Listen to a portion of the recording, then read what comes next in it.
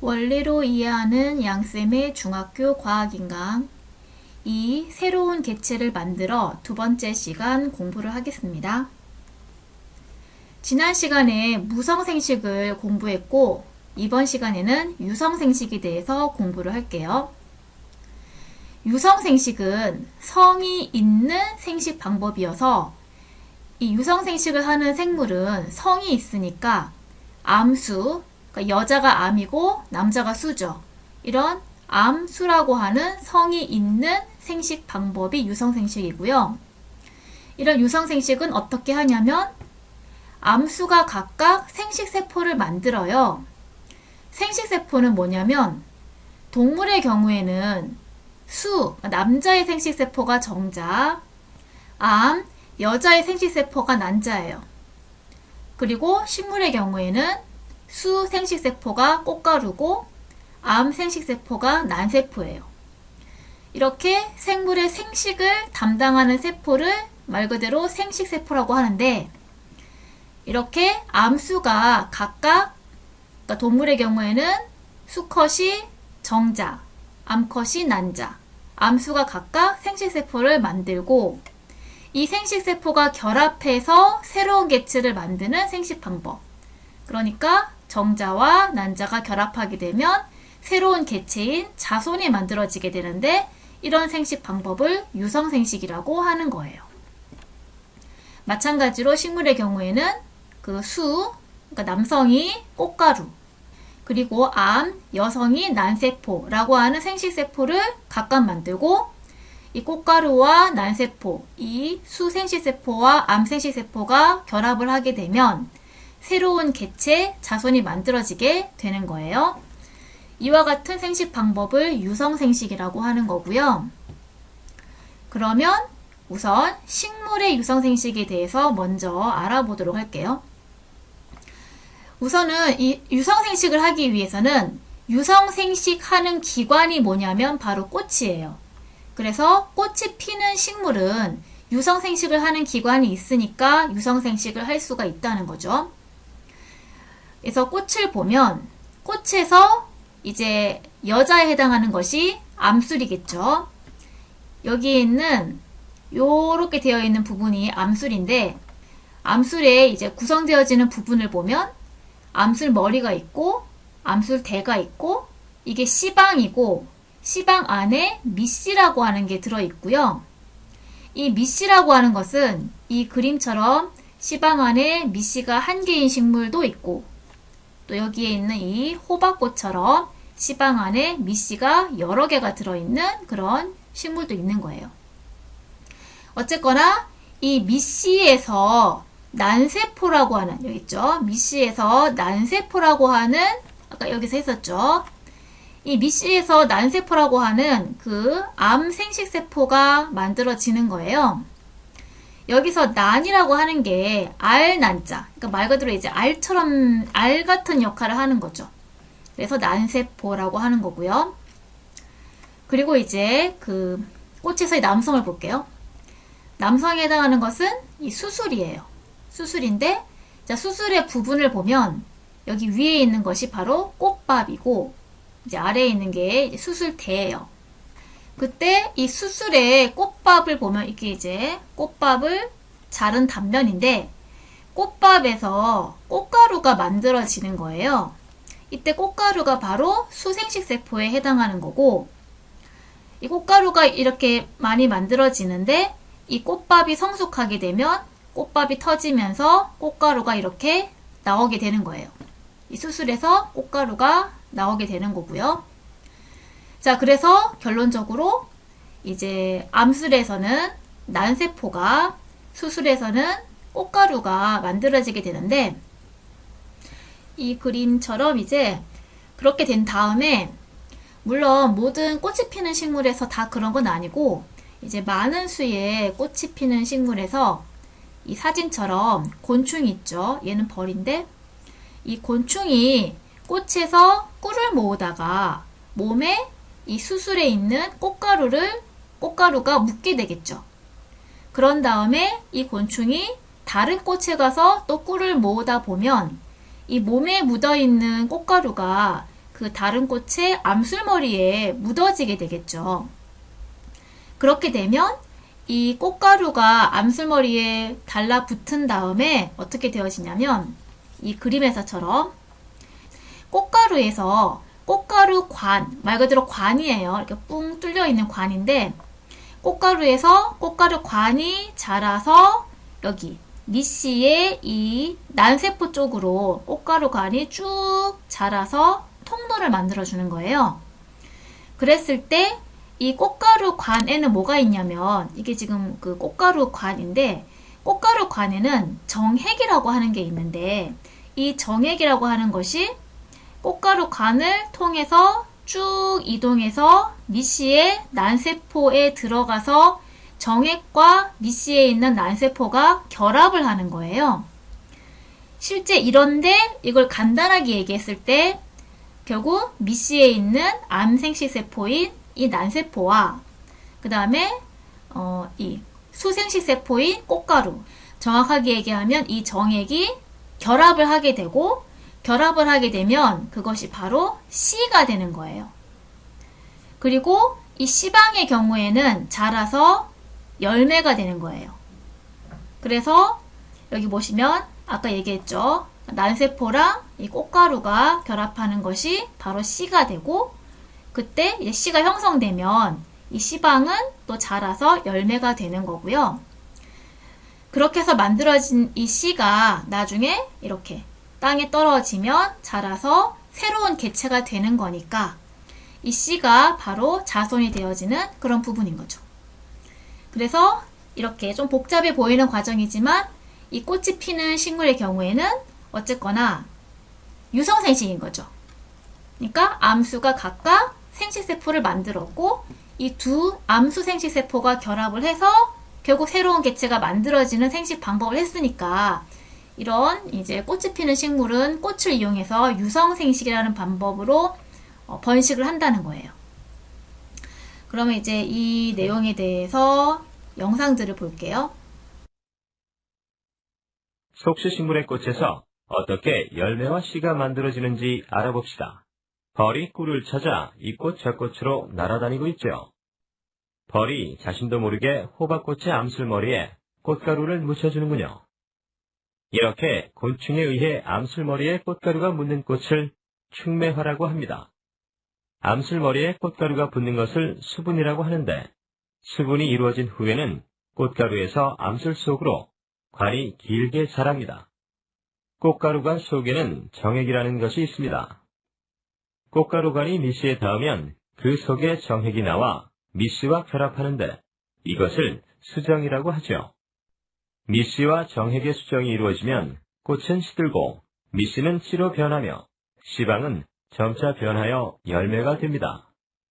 씨는 다시 땅에 떨어져서 싹을 틔워 새로운 어린 식물로 자라나게 되죠. 이런 식으로 여기 예시 그림에 나오는 얘는 이제 호박이에요. 호박꽃에서 호박 씨와 호박 열매가 만들어지게 되는 거예요. 다음에는 영상을 보도록 할게요. 곤충이 다른 꽃의 꽃가루를 암술머리에 전해주면 꽃가루는 암술의 조직을 뚫고 관을 뻗어 시방의 정액을 전해줍니다. 시방은 씨앗을 품고 부풀어 오릅니다.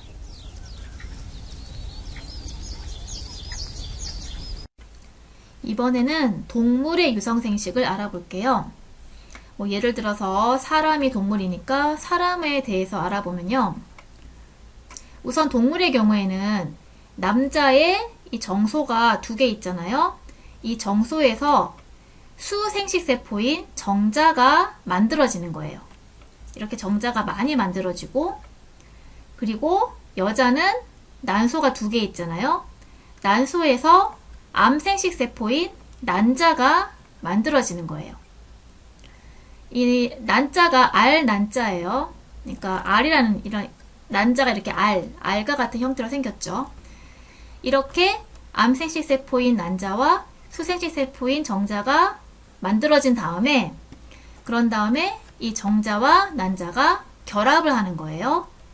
물론 정자 하나랑 난자 하나가 결합을 해요. 그러면 이렇게 결합을 하면 수정란이라고 하는 것이 형성이 되고, 그러니까 수정에 의해 생긴 알, 뭐 그런 거죠. 이 결합하는 과정을 수정이라 하거든요.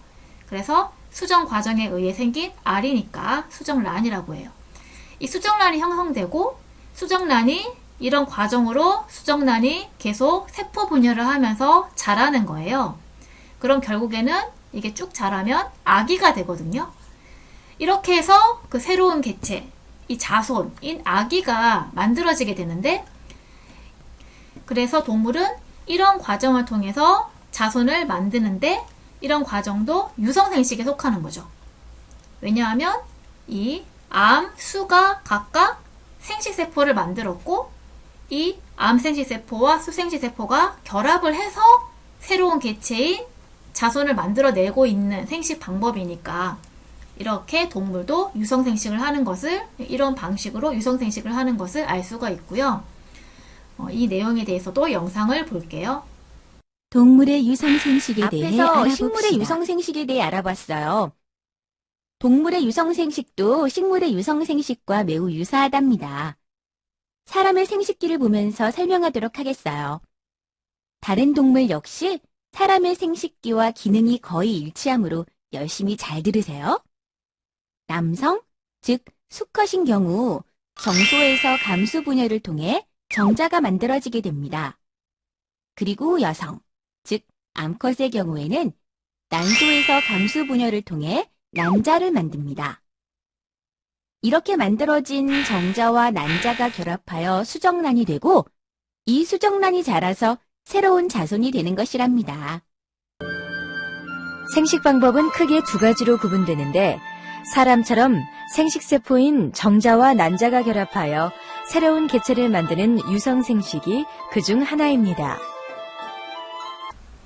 방금 본 장면은 이제 수정란이 세포 분열을 통해서 점점 자라는 그런 장면이었어요. 이렇게 해서 생식 방법으로서 무성생식과 유성생식을 다 배웠는데, 표를 통해서 이 두 생식 방법을 비교해 보도록 할게요. 자, 우선 암수 생식세포의 결합 여부를 보면, 무성생식은 암수의 그 성이 없이 혼자 단독으로 생식하는 생식 방법이잖아요. 그러니까 암수 생식세포가 없는 거죠. 그러니까 무성생식은 암수가 없으니까 암컷에서 만들어지는 암생식세포, 수컷에서 만들어지는 수생식세포 자체가 없잖아요. 그래서 무성생식은 이 암수생식세포의 결합이 없이 그냥 혼자 단독으로 번식하는 그런 생식 방법을 얘기하는 거죠. 반면에 유성생식은 암수의 성이 있잖아요. 그래서 암컷은 암생식세포를 만들고 수컷은 수생식세포를 만들고, 그 암생식세포와 수생식세포가 결합을 해서 번식을 했었죠. 그래서 유성생식은 암수생식세포의 결합이 있는 거예요. 그런 차이점이 있고요. 또 이제 두 생식법의 차이점은 자손의 유전적인 다양성의 차이가 있는데, 이거는 저번 시간에 이 DNA를 가지고 얘기를 했었어요. 우선 무성생식 같은 경우에는 어떻게 했었냐면, 암수생식세포 결합 없이 혼자서 새로운 개체를 만들잖아요. 그래서 예를 들어서 이 모세포가 만약에 이렇게 예를 든 거죠. 이런 노란색, 물론 이 색깔도 실제 DNA의 색깔이 아니라 이 색깔이 다르면 DNA가 다르다, 그거를 의미하는 거예요. 그래서 이 노란색 DNA와 하늘색 DNA, 이 두 종류의 DNA가 있다라고 했을 때, 이 모세포, 엄이 뭐죠? 엄마세포. 이 엄마세포가 이 각각의 DNA를, 노란색 DNA는 이 노란 색깔의 DNA를 복제를 하는 것이고, 하늘색 DNA는 하늘 색깔의 DNA를 복제를 하는 거예요. 그런 다음에 이 모세포가 둘로 나눠질 때, 이게 같은 게 두 개씩 있으니까 이 각각의 딸세포에 하나씩의 DNA를 넣어주는 거죠. 이 모세포가 둘로 나눠질 때. 그러면 이 모세포가 둘로 나눠지면 두 개의 세포가 되는데, 이 두 개의 세포를 딸세포라 그러고, 이 두 개 중에서 어떤 게 원래 어미인지는 구별이 없죠. 그냥 이게 뚝 어미가 두 개로 분열된 거니까. 그랬을 때 어쨌거나 두 개의 딸세포가 생겼는데 이 각각의 딸세포에는 노란색 DNA 각각이 들어가 있고 이 하늘색 DNA가 각각 들어있는 거죠. 이런 식으로 무성생식을 하게 되면 암수생식 세포 결합 없이 그냥 단독으로 세포가 분열되면서 새로운 개체를 만들고 있기 때문에 결과적으로 이 만들어진 새로운 세포들은 모체랑 유전자가 똑같은 거예요. 모체랑 유전적으로 똑같은 자손이 만들어지죠. 그리고 이런 무성생식 과정을 계속 반복을 하면 만들어진 자손은 다 이렇게 이 모체랑 똑같은 DNA를 노란색, 하늘색이라고 하는 똑같은 DNA를 가지고 있는 자손들만 쭉 만들어지겠죠. 그래서 이 무성생식은 특징이 자손의 유전적인 다양성이 모체랑 유전자가 똑같으니까 다양성이 낮은 거예요. 자, 그랬을 때 어떤 문제가 생기냐면 환경 변화 적응력이 낮다라고 하는 문제가 생겨요. 왜냐하면 이렇게 무성생식은 같은 유전자를 가지고 있는 자손들만 만들어요. 자, 그러면 만약에 기후가 변화됐다 혹은 예기치 않은 어떤 질병과 같은 환경의 변화가 생긴 거예요. 그런데 이 유전자가 환경 변화에 적응을 하지 못하는 그런 유전자인 거예요. 그러면 이 유전자를 가지고 있는 이 개체는 죽는데 자손들이 다 같은 유전자를 갖고 있으니까 다 이 자손들이 유전자가 같으니까 그 환경 변화에 적응하지 못하고 다 같이 죽어버리는 거죠. 그렇게 되면 이 종족 자체가 멸종되어질 수 있겠죠. 그래서 무성생식은 만들어지는 자손의 유전자가 다 똑같기 때문에 만약에 환경이 변했을 때 이 유전자가 그 환경 변화에 적응할 수 없는 유전자다 라고 하면 유전자가 같은 이 자손들이 다 죽어버리기 때문에 종족이 멸종되어질 수 있다. 그래서 이 무성생식은 환경 변화의 적응력이 낮다라고 하는 문제가 있는 거예요. 반면에 유성생식의 경우에는 무성생식하고 이런 특징에 있어서 반대거든요.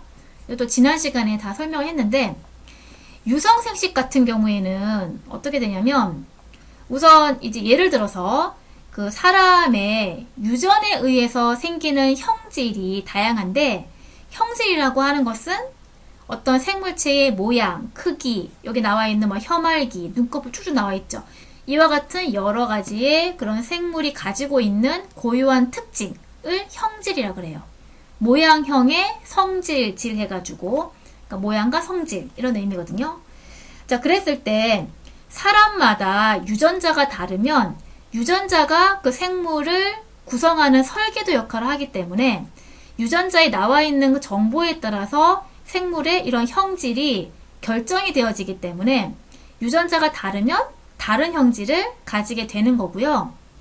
그때 어떤 유전 형질들이 있는지 그냥 예를 들어보면 혀를 만다라고 했을 때 혀를 말 수 있는 형질이 있고 혀를 못 마는 형질이 있어요. 눈꺼풀도 쌍꺼풀인 사람도 있고 쌍꺼풀이 없는 외꺼풀인 사람도 있잖아요. 이 귓불 밑에 귀 아래에 이 귓불 모양을 보면 귓불이 이 귀에서 딱 분리되어져 있는 형이 있고 귓불이 이 귀에 부착되어져 있는 형이 있어요. 이마 모양도 M자형이 있고 일자형이 있고 엄지도 이게 굽어지는 엄지가 있고 굽어지지 않는 엄지가 있고 보조개도 있는 사람이 있고 없는 사람이 있고 이런 식으로 그 유전자에 의해서 결정되어지는 형질이 사람마다 이렇게 다양할 수가 있다는 거예요. 자, 그랬을 때 이런 사람 같은 경우에는 사람 같은 동물은 유성생식을 하잖아요. 이런 유성생식을 하게 되면 특징이 유전적으로 다양한 자손이 만들어진다는 거죠. 그게 왜 그런지 다시 한번 설명을 하면요. 자, 지금 이게 아빠의 정소세포인데 정소세포에서 정자가 만들어진다고 했었죠. 그리고 엄마의 난소세포에서 난자가 만들어진단 말이에요. 자, 그랬을 때 이런 사람의 이런 세포, 이런 사람의 세포에 DNA가 아주 많은데 그 중에서 그냥 2개만 있다라고 친 거고요. 또 DNA 위에 유전자가 아주 많은데 그 중에서 우리는 쌍꺼풀과 관련된 유전자만 표시한 거예요. 그래서 지금 보다시피 어떤 사람의 그 세포 안에는 같은 종류의 유전자가 2개씩 들어있어요.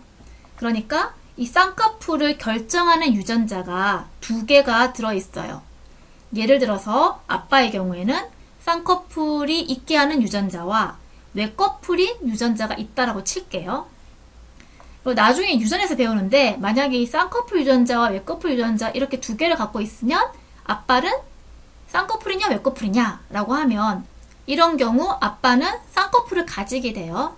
그러니까 두 유전자 중에서 쌍꺼풀 유전자가 외꺼풀 유전자보다 우성이기 때문에 쌍꺼풀 유전자가 발현되어 가지고 아빠의 경우에는 이 쌍꺼풀이 생기는 눈이 된다는 거예요.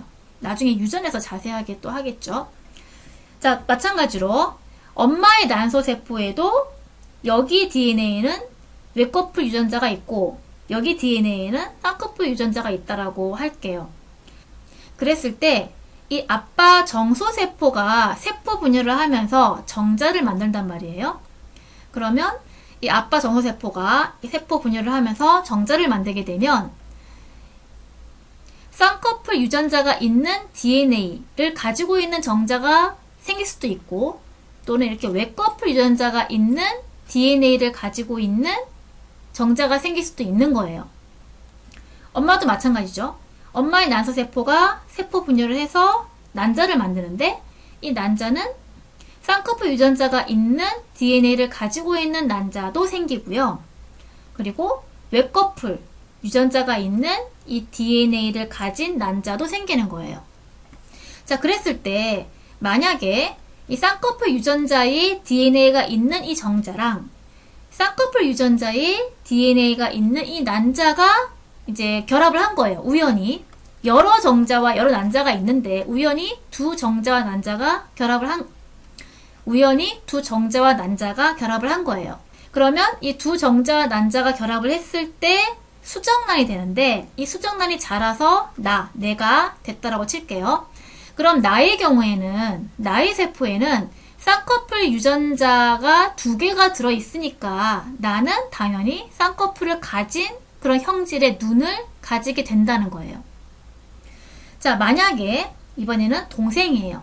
동생은 이 정자가 외꺼풀 유전자가 있는 DNA가 들어있는 정자 그리고 이 외꺼풀 유전자가 있는 DNA가 들어있는 난자가 결합을 해가지고 수정란이 됐고 이 수정란이 자라가지고 동생이 됐다라고 친다면 동생의 세포에는 외꺼풀 유전자만 있는 거잖아요.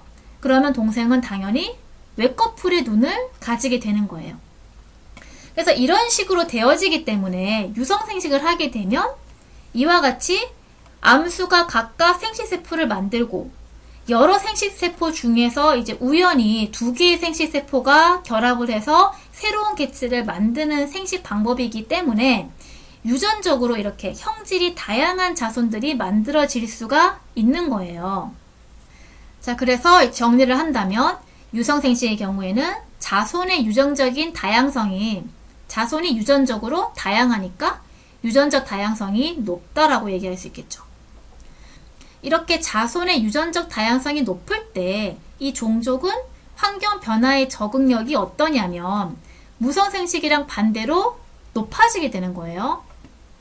자, 왜냐하면 지금 이 둘은 남매예요.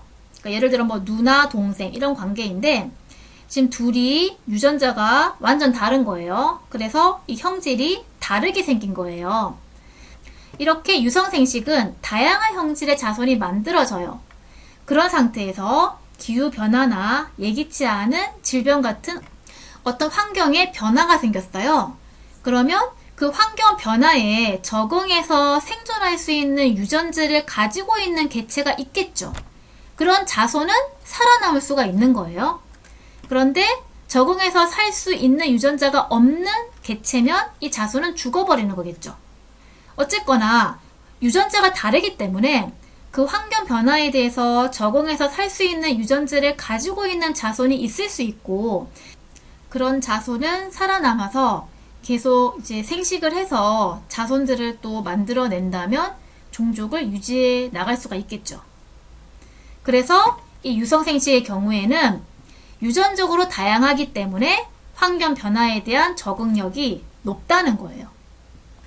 자, 이런 식으로 무성생식과 유성생식을 비교하고 있었는데, 무성생식의 경우에는 유전적 다양성이 낮고, 그래서 환경 변화의 적응력도 낮다라는 단점을 가지고 있고, 유성생식은 반대로 유전적 다양성이 높고, 그래서 환경 변화의 적응력도 높다는 장점을 가지고 있어요. 자, 그렇다고 해서 무성생식은 무조건 안 좋고 유성생식은 무조건 좋다라고 얘기할 수 없어요. 왜냐하면 이제 무성생식은 대신에 번식 속도를 보면 무성생식 같은 경우에는 그냥 이 단독 개체가 세포 분열해서 자손을 만들어 버리잖아요. 이렇게 무성생식은 그 생식하는 과정이 간단하기 때문에 번식 속도가 빨라요. 이렇게 환경이 좋을 때 번식 속도를 되게 빠르게 해요. 번식 속도가 빠르면 많은 수의 자손을 만들 수가 있잖아요. 그런 장점이 있어요. 반면에 유성생식 같은 경우에는 앞에서 얘기했지만 이 무성생식에 비해서는 유성생식은 암컷이 암생식세포를 만들어야 되고 수컷은 수생식세포를 만들어야 되고 그런 다음에 암생식세포와 수생식세포가 결합을 해야지 그때 이제 새로운 자손이 만들어지는 거니까 유성생식은 생식 방법이 복잡하잖아요. 그래서 복잡한 만큼 번식하는 속도가 느린 거예요. 그러면 무성생식에 비해서 자손을 많이 생산할 수가 없겠죠. 그런 단점을 이 번식 속도에서 유성생식은 단점을 가지고 있는 거예요. 그래서 무성생식, 유성생식은 다 장단점을 가지고 있는 그런 거예요. 자, 이렇게 해서 우리는 무성생식과 유성생식을 다 배웠는데 정리를 해볼게요. 무성생식을 하는 생물의 경우에는 생물의 몸을 이루고 있는 세포, 몸을 이루고 있는 세포를 몸체를 써서 체세포라고 불러요. 이런 체세포가 세포 분열을 해요. 이 체세포가 세포 분열을 하는 것을 체세포 분열이라고 불러요. 이렇게 체세포 분열에 의해서 번식을 하는 거잖아요. 그래서 무성생식은 체세포 분열 자체가 바로 번식이다는 특징을 가지고 있고요. 반면에 유성생식을 하는 생물의 경우에는 생식기관 있죠. 그러니까 예를 들어 사람의 남자는 정소, 사람의 여자는 난소라고 하는 그런 생식기관에 있는 체세포, 그러니까 생식기관도 체세포로 이루어져 있죠. 몸이니까. 이 생식기관에 있는 체세포가 생식세포 분열이라고 하는 다른 종류의 분열을 하는 거예요. 다른 종류의 이렇게 분열을 하게 되면 생식세포들이 만들어지게 되거든요. 그때 만들어진 암생식세포와 수생식세포가 결합을 해서 번식을 하는 거였죠. 이렇게 무성생식과 유성생식은 생식 방법이 다른 거예요. 어쨌거나 무성생식은 체세포 분열을 통해서 번식을 하고 유성생식은 생식을 하기 위해서 생식세포 분열이라고 하는 과정이 필요한 거잖아요. 체세포 분열이나 생식세포 분열이나 둘 다 어쨌거나 세포가 분열되어지는 과정인데 이렇게 그 기존의 세포가 나누어지는 이런 분열되어지는 세포 분열 과정을 통해서 무성생식과 유성생식을 하게 되어지는 거고요. 다음 시간에는 이런 체세포 분열, 생식세포 분열, 이 분열 과정에 대해서 자세하게 다음 시간부터 공부를 하도록 하겠습니다. 여기까지 수업을 마치도록 하겠습니다.